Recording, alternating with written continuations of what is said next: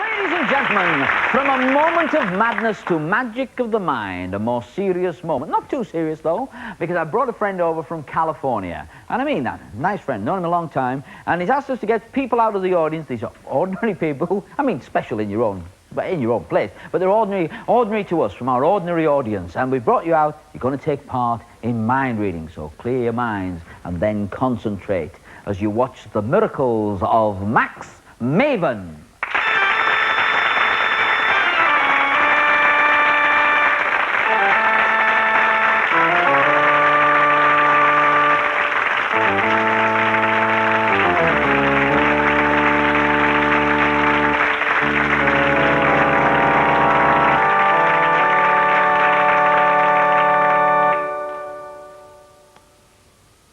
Boo.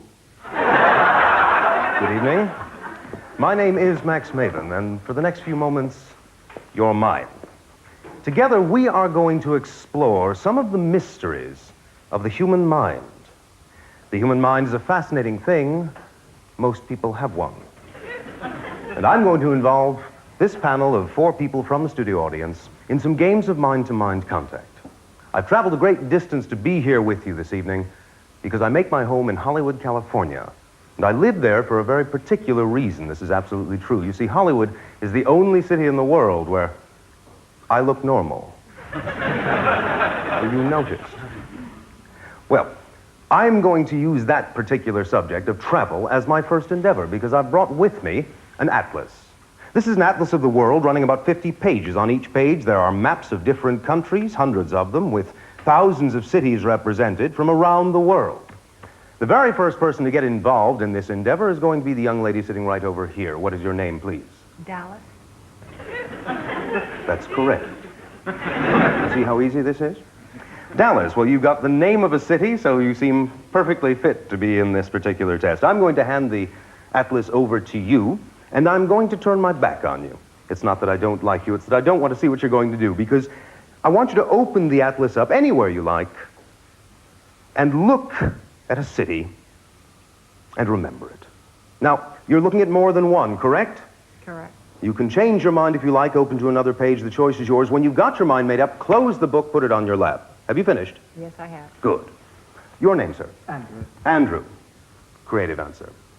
Andrew, do you and Dallas know each other? No. Well, this could be the start of a whole new relationship. Would you pass the atlas over to the gentleman? Andrew, I'm going to turn my back. I'll snap my fingers. Again, the book is opened to any location and a city remembered. Have you got one in mind? Yes. Terrific. Close the book. At this point, you are thinking of a location somewhere, near or far. The choice was yours. Obviously, my task is to attempt to connect with these 2 participants and find out where they have in mind to go. Andrew, would you stand up right where you are? I'd like you, first and foremost, to start making some assessment in your own mind as to the proximity of this location. And I'm going to try to gauge how near or far it is. I would like to point out this is a difficult matter because, as I'm from the U.S., my sense of proximity to these various locations is different than Andrew's, who is based here, I assume, in England. I'm going to try it nevertheless. Look right here. I'm getting a sense of, in fact, significant distance from you. I would say we are outside of this country, outside of England. Is that correct? We are not. Okay, then I'll come back to you. Would you stand up, Dallas, right now? Look at me. All right. Much greater distance in your case. We are not only outside of England, we are outside of England, but I think we are also outside of Europe. Is that correct? That's correct. You've done something, now this is interesting. Different people approach this differently. Some people make visual imagery, some people make words in their minds. You have chosen to do a combination of both, but you are a labeler. I get those frequently. You have made a title across the bottom of your picture. Correct. Right. That's not what you did. You instead focused on a very specific picture, and it's a close-up, isn't it? You have a picture in mind. It's outdoors, I believe, but it's a close view. It's not a panoramic view of a cityscape. It's a close view of one particular location. Is that correct? Yes. All right. Look at me. In your mind, you have an outdoor view as well, but it's, I think, a bit wider than what the gentleman has, because what you have in mind is a structure with several more around it. Is that correct? We are talking outdoors. We are talking daytime, but I think later in the day. I think we're talking dusk. Is that correct? The reason, yes, because I got a sense from you of a deep hue to the sky, and also a deep hue to the objects around. I think we've got there's a purplish color in your picture. Is that correct? That's correct. Is it? A dark purple. There's also a pink somewhere. I think a little higher up than the purple. Sort of a pink trim right about here, Yes. purple down below. Is that correct? That's correct. All right. On your situation, we are talking different color schemes entirely. It is outdoors, it is daytime, but the color involved is a sort of reddish brown. Is that correct? Yes?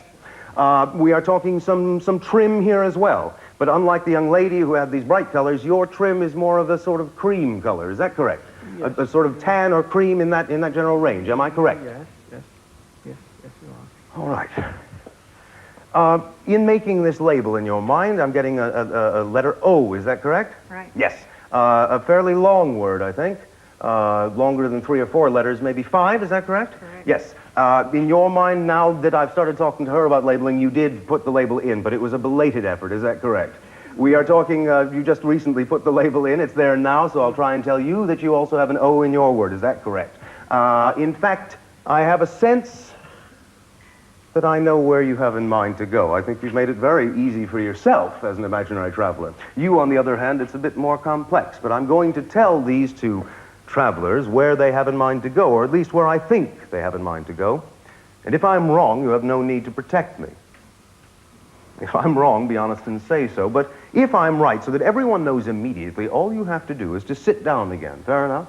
If I tell you the name of your city, simply take your seat. Ladies and gentlemen, 2 participants with 2 imaginary destinations. 2 thoughts. You have elected to stay close at home in London.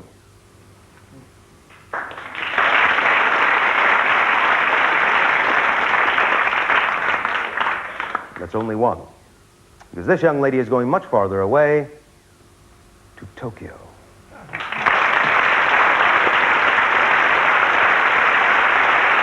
Thank you so much.